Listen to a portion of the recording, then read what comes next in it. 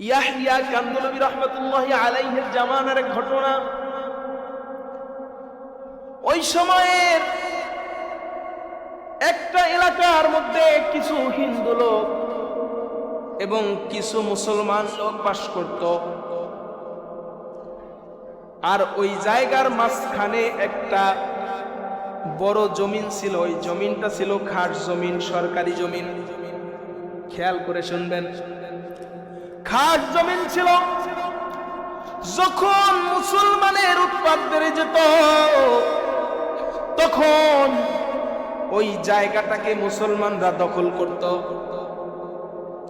আবার যখন হিন্দুদের প্রভাব বেড়ে যেত তখন হিন্দুদের উৎপাত বেড়ে গেলে হিন্দুরা ওই জায়গার মালিক দাবি করত। মালিক দাবি করে ওইখানটায় দখল বসায় দিত।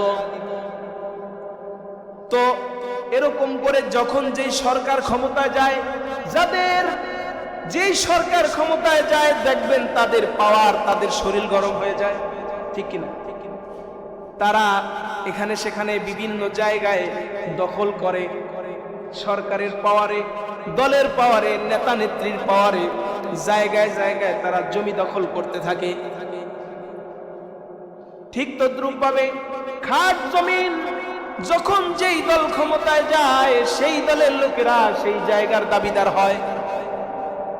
হিন্দু মুসলিম উভয়ে দাবিদার ওই জায়গার। কেওয়াত চলতেছে, ঝগড়া চলতেছে, কোনো কোনো পর্যায়ে মানুষ হাতাহাতির পর্যায়ে চলে গেছে। এমত অবস্থায় ওই জায়গার বিচার কার্য আর ফয়সালার জন্য আদালত ঠিক করা হলো। আদালতে মামলাটা উঠানো হলো, জায়গার ব্যাপারে মামলাটাকে ওইখানে উঠানো হলো। মামলা চলছে। আদালত বিচারপতি তিনি রায় দিলেন যে আজকে কোনো ফয়সালা হবে না, তবে এই জায়গার সঠিক জায়গার মালিক কারা, হিন্দুরা নাকি মুসলিমরা, এটা যেহেতু প্রমাণিত হয় নাই তাই আজকে কোনো সিদ্ধান্ত নেওয়া যাবে না। তখন আদালত বিচারপতি তিনি তখন বললেন, এই এলাকার মধ্যে সবচেয়ে প্রবীণ ব্যক্তিত্বকে, তাকে তোমরা আগামী বিচারের দিনে বিচার কার্যের সময় হাজির করবে। যখন হাজির করবে তার মুখ থেকে শুনে তারপরে আমার বিচার কার্যের সিদ্ধান্ত দিব, ফয়সালা দিব। সবাই চলে গেল। মুসলিম হিন্দু পরিবারের যারা যারা এসেছিল সবাই যাদের বাড়িতে চলে গেল। যে যার বাড়িতে চলে যাওয়ার পরে সবাই খোঁজ লাগাইল যে সবচেয়ে এলাকার মধ্যে প্রবীণ ব্যক্তিত্ব কে আছে, বৃদ্ধ মানুষ কে আছে, বয়োবৃদ্ধ কে আছে, খোঁজ লাগায় দিল। খুঁজতে খুঁজতে কে হবে বয়োবৃদ্ধ মানুষটা যার জবানবন্দিতে, যার সাক্ষ্য প্রদানের ভিত্তিতে জমির মালিক হয় মুসলমানের হবে, নয় হিন্দুদের হবে। মানুষগুলো বিপাকে পড়ে গেল। খুঁজতে খুঁজতে খুঁজতে খুঁজতে একটা সময় দেখলো ইয়াহইয়া কান্দলবী রহমাতুল্লাহি আলাইহির চেয়ে প্রবীণ আর বৃদ্ধ, বয়োবৃদ্ধ মানুষ আর এলাকার মধ্যে কেউ নাই। বয়োবৃদ্ধ আর কেউ নাই। ইয়াহইয়া কান্দলবী রহমাতুল্লাহি আলাইহিকে বলা হলো, আপনি অমুক দিন অমুক তারিখে কোর্টে গিয়া হাজিরা দিবেন। আপনার সাক্ষ্যতে ওই যে জায়গাটা খাস জমিন আছে ওই জায়গাটার ব্যাপারে বিচার কার্য ফয়সালা হবে। আপনার সিদ্ধান্তের উপরে, আপনার সাক্ষীর উপরে, আপনার সাক্ষ্য প্রদানের ভিত্তিতে বিচারপতি তিনি রায় দিবেন, সিদ্ধান্ত দিবেন জায়গাটা মুসলমানের নাকি হিন্দুদের। এই জায়গার মালিক পূর্বে কারা ছিল, মুসলমানরা ছিল নাকি হিন্দুরা ছিল। আপনার কথার ভিত্তিতে বিচারপতি সিদ্ধান্ত জানাবে। অতএব আপনি অমুক দিন আপনি আদালতে থাকবেন। হিন্দুরা বিপাকে পড়ে গেল, কারণ ইয়াহইয়া কান্দলবী তিনি মুসলমান। হিন্দুরা কানাঘোষা করতে লাগলো, আহারে সাক্ষীটা যদি হিন্দুদের পক্ষ থেকে হইতো তাইলে কতই না ভালো হইতো। তাইলে তার কথার ভিত্তিতে আমাদের পক্ষে জমিন রাইসা পড়ত। কারণ ইয়াহইয়া মুসলমান, ইয়াহইয়া কান্দুলবি মুসলমান, তিনি তো মুসলমানদের পক্ষে রায় দিবে বলেই আমাদের মনে হয়। আমরা আদালতে যাব না, কারণ মুসলমানদের হয়ে যাবে জায়গাটা। ভাবতেছি কি যে জায়গাটা মুসলমানের হয়ে যাবে, আমরা যাব না। কারণ ইয়াহইয়া কান্দুলবি তিনি তো মুসলমান, তিনি তো জায়গাটা মুসলমানদের পক্ষে নেওয়ার জন্যই সাক্ষী দিবেন। কিন্তু একজন হিন্দু লোক বলে বসলো, এই চলো না, যাই না। ইয়াহইয়া কান্দুলবি তিনি মুসলমান হলেও তিনি বড় ভালো। সুবহানাল্লাহ বলেন, সুবহানাল্লাহ বলেন। যে তিনি মুসলমান হলেও তিনি খুব ভালো মানুষ, তিনি একজন আল্লাহওয়ালা বুজুর্গ মানুষ। চলো না, যাই না, গিয়ে দেখি না কি হয়। সবাই বিশ্বাসের উপরে চলে গেল। আদালতের বিচার কার্যে বিচারপতি ইয়াহইয়া কান্দুলবি রাহমাতুল্লাহি আলাইহিকে সাক্ষীর কাঠগড়ায় দাঁড় করিয়ে বলতেছে, ইয়াহইয়া কান্দুলবি আপনি বলেন, এই জমিনের পূর্বে কারা দখলদারি ছিল, কাদের মালিকানায় ছিল, কাদের দলিলে এই জায়গা চলতো? এই জমির মালিক কারা ছিল পূর্বের দিনে একটু বলেন না? তখন ইয়াহইয়া কান্দুলবি রাহমাতুল্লাহি আলাইহি তিনি বললেন, এই যে জায়গাটা, যেই জায়গাটি নিয়ে হিন্দু আর মুসলমানদের মধ্যে আজকে ঝইঝামেলা, তর্ক বিতর্ক, মারপিট, দাঙ্গা হাঙ্গামা চলছে, এই জমিটার মালিক পূর্বে যারা ছিল তারা ছিল হিন্দু।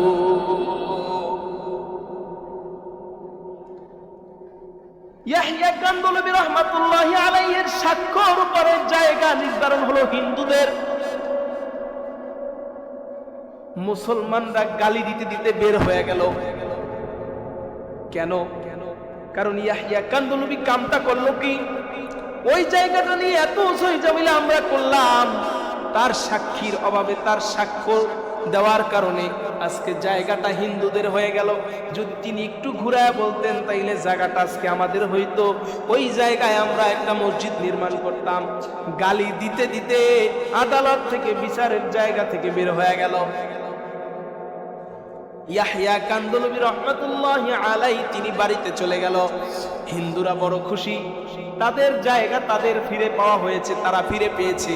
তাদের নামে আজকে রেজিস্টার করে দিয়েছে, এটা হিন্দুদের জায়গা, এখানে মন্দির হবে, এখানে আর মুসলমানরা দাবি করতে পারবে না।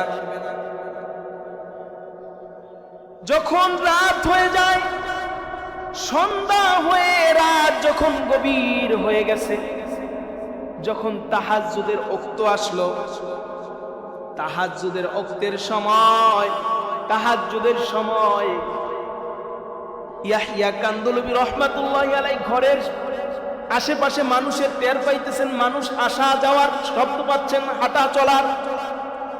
ইয়াহইয়া কান্দুলবি রাহমাতুল্লাহি আলাইহি ভয় পেয়ে গেলেন, কারণ দিনের বেলায় তিনি আদালতে সাক্ষী দিয়ে জায়গাটা হিন্দুদের হয়ে গেছে, মুসলমানরা গালি দিতে দিতে বের হয়ে গেছে, না জানি কে যেন আমার উপরে হামলা করার জন্য ঘরের বাইরে এসেছে। অনেক মানুষের সমাগম শব্দ পাইলেন। একজন সাহস করে ডাক দিলেন ইয়াহইয়া কান্দুলবি রাহমাতুল্লাহি আলাইহিকে। তিনি ভয়ে ভয়ে আস্তে আস্তে দরজা খুলে বাহিরে আসার পরে দেখতে পাইল হাজার হাজার হিন্দুরা, হাজার হাজার বেদর্মী লোক তার ঘরের সামনে পাচারি করছে। সুবহানাল্লাহ বলেন, আরো জোরে পড়েন সুবহানাল্লাহ। ইয়াহইয়া কান্দুলবি রাহমাতুল্লাহি আলাইহি তিনি দেখতে পাইলেন হাজার হাজার হাজার হাজার হিন্দু বেদর্মী মানুষ তার ঘরের সামনে পায়চারি করছে। তারা সবাই সমাগম হয়ে ইয়াহইয়া কান্দুলবি বলতেছে, এই সনাতন ধর্মের এই বেদর্মী লোকেরা আপনাদের নামে সাক্ষী দিয়ে তা আপনাদের জমি আপনাদেরকে ফিরিয়ে দিয়েছি, আবার আমার কাছে কেন এসেছেন? কেন আমার কাছে এসেছেন? ইয়াহইয়া কান্দুলবি রাহমাতুল্লাহি আলাইহিকে একজন হিন্দু লোক বলতেছে, বেদর্মী লোক বলতেছে, আপনি সাক্ষী দিয়ে আমাদের জায়গা আমাদের নামে এনে দিয়েছেন, কিন্তু আপনি ছিলেন মুসলমান। আপনি যদি চাইতেন আদালতে আপনি সাক্ষী দিয়ে আপনাদের জায়গাটা আপনাদের দখলে নিয়ে যেতে পারতেন। সাক্ষী দিয়ে আপনার জবানবন্দিতে আদালতের বিচারক সিদ্ধান্ত নিত আপনার এবং আপনাদের জায়গাটা আপনার সিদ্ধান্তের আপনার কথার উপরে ভিত্তি করে আপনাদের নামে নিয়ে নিতে পারতেন। কিন্তু না, আপনি তা না করে আমাদের পক্ষে এবং আপনি সঠিক কথা বলে, সত্যি কথার প্রমাণ দিয়ে, সত্যি কথা বলে আপনি আমাদের জায়গা আমাদেরকে পাইয়ে দিয়েছেন। যেই ধর্মের মানুষ, যেই জায়গার মানুষ নিশ্চিত পরাজয় জেনেও, নিশ্চিত জায়গার ঠক জায়গার সমস্যা হবে জেনেও, মুসলমানদের বিপাকে পড়তে হবে জেনেও যেই ধর্মের মানুষটা আদালতে দাঁড়িয়ে সত্যি কথা বলে, ওই ধর্মের মানুষটার হাতে হাত রেখে রাতের অন্ধকারে আমরা হাজার হাজার লক্ষাধিক হিন্দু সনাতন বেধর্মী লোকেরা আপনার হাতে কালিমা পড়ে মুসলমান হওয়ার জন্য এসেছি। আরো জোরে পড়েন সুবহান। রাতের অন্ধকারে সবাই হাতে হাত রেখে কালিমা পড়ে মুসলমান হয়ে গেছে। বলতেছে আসেন, আজ থেকে আর কোনো বিবাদ নয়, আজ থেকে আর কোনো ঝামেলা নয়, মারামারি নয়, হানাহানি নয়। আমরা আপনার ইমামতিতে আগামীকাল ওই জায়গার মধ্যে মসজিদ নির্মাণ করে আপনার ইমামতিতে আমরা নামাজ শুরু করব। আপনার ইমামতিতে আমরা ওই জায়গার মধ্যে মসজিদ নির্মাণ করে ইমামতিতে নামাজ পড়তে চাই। তাইলে দেখেন, যদি তার একটা সাক্ষীতে হয়ে যেতে পারতো কিন্তু ওই জায়গা হিন্দুদের, আবার ওই জায়গা হয়ে যেতে পারতো মুসলমানদের, চাইলে সে মুসলমানদের পক্ষে এনে দিতে পারতো যদি একটু মিথ্যা কথা বলতো। কিন্তু না, সে মিথ্যা কথা বলে না, সে সত্যি কথা বলছে। কি বলছে? সত্যি কথা বলে তিনি তাদের জায়গা, যাদের জায়গা তাদেরকে পাইয়ে দিয়েছেন। তো আজকে যদি এই জামানার লোক হতো তাইলে এটা কি করত? আমার তো মনে হয় না। তাইলে তাদের পক্ষে সাক্ষী দিয়ে জায়গাটা এনে দিত। কিন্তু না, এটা করা যাবে না। মুসলমান কখনো এটা করতে পারে না।